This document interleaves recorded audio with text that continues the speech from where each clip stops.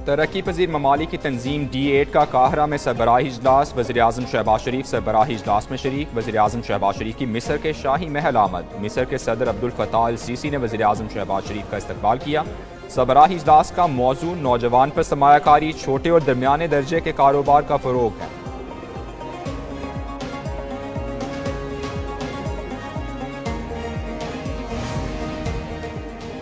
वज़ीर-ए-आज़म शहबाज शरीफ की काहिरा में बांग्लादेश के chief adviser doctor Mohammad Yunus से मुलाकात। दोनों रहनुमाओं में मुलाकात D8 सरबराही इजलास के मौके पर हुई। वज़ीर-ए-आज़म ने दोनों ममालिक के दरमियान तारीखी, मजहबी और सकाफती रवाबित को उजागर किया। शहबाज शरीफ का दो तरफा ताउन और रवाबित की ख्वाहिश का इजहार। वज़ीर-ए-आज़म शहबाज शरीफ की इंडोनेशिया के सदर से भी मुलाकात। दोनों रहनुमाओं के खुद मुख्तार फ़लस्तीनी रियासत के क़याम के लिए हिमायत का अदा।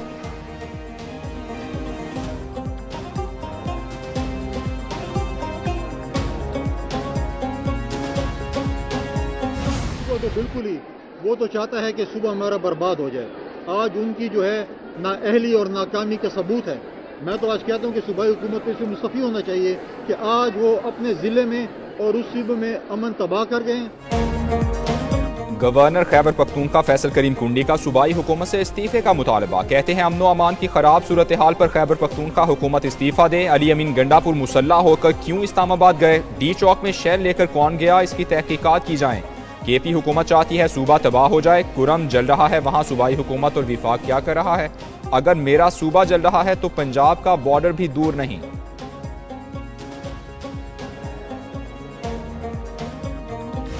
आप अंदाज़ा ये लगा लें कि हुकूमत इस चीज़ में इंटरेस्टेड नहीं है, उनका कोई इसमें कोई दिलचस्पी नहीं है।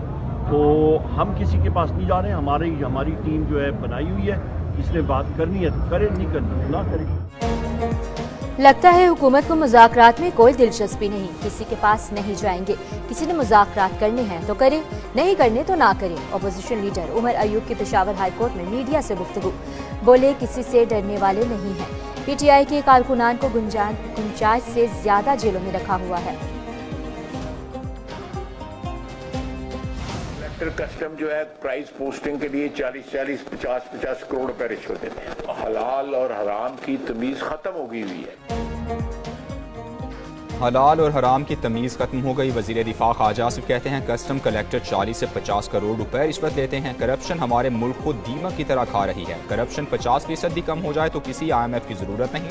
मुल्क की मईशत मुस्बत समत में जारी है। पॉलिसी रेट 9% कम हुआ है। निजी शराकतदारी से एयरपोर्ट एयरलाइन के क़याम की मिसाल नहीं मिलती। चैलेंजेस हैं, वक्त के साथ मसाइल हल होंगे।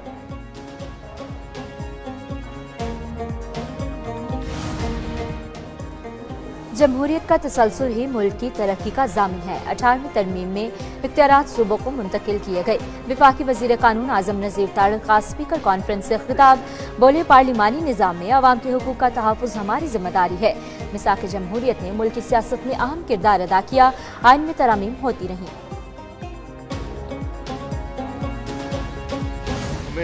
हमें एक दूसरे का तहफ़्फ़ुज़ भी करना है, एक दूसरे के बाजू भी बनना है और हमें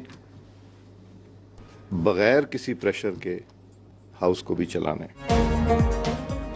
अयाज सादी के ज़ेर एहतमाम इस्लामाबाद में स्पीकर्स कॉन्फ्रेंस। चारों सूबाई असम्बलियों और आज़ाद कश्मीर के स्पीकर्स की शिरकत। स्पीकर कौमी असम्बली अयाज सादिक ने कहा पाकिस्तान ने हमेशा मसला कश्मीर और कश्मीरियों की हिमायत की है। हमें बगैर किसी दबाव के हाउस को चलाना है। बलूचिस्तान असम्बली के स्पीकर अब्दुल खालिक बोले खैबर पख्तूनख्वा और बलूचिस्तान के मसाइल की तरफ तवज्जो देना होगी। स्पीकर पंजाब असम्बली मलिक अहमद खान ने कहा हमें इकट्ठे चलना होगा, दुश्मन को हावी नहीं होने देना।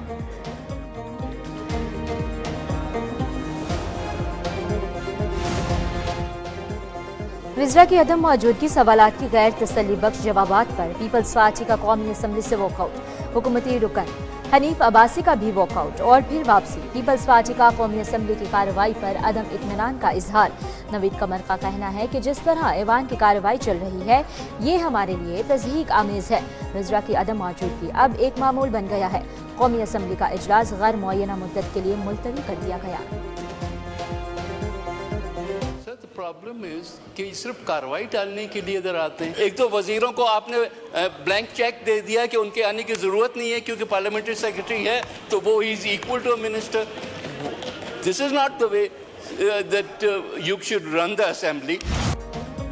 यूनान कश्ती हादसा रेस्क्यू ऑपरेशन खत्म, लापता अफराद मुर्दा करार, 40 पाकिस्तानियों की हलाकत का खदशा। यूनान में 3 कश्तियां डूबने के नतीजे में अभी तक दर्जनों पाकिस्तानी तारकीन वतन लापता हैं। ऐनी शाहिदीन के मुताबिक साथ सफ़र करने वाले दर्जनों पाकिस्तानी समंदर की लहरों की नजर हो गए। पाकिस्तानी सिफारती हुकाम की यूनानी हुकाम से मिलकर मैयतों की मुंतकली के लिए कागजी कार्रवाई जारी। पाकिस्तानी सिफारतखाना सरकारी खर्चे पर मैयतें वतन मुंतकिल करेगा।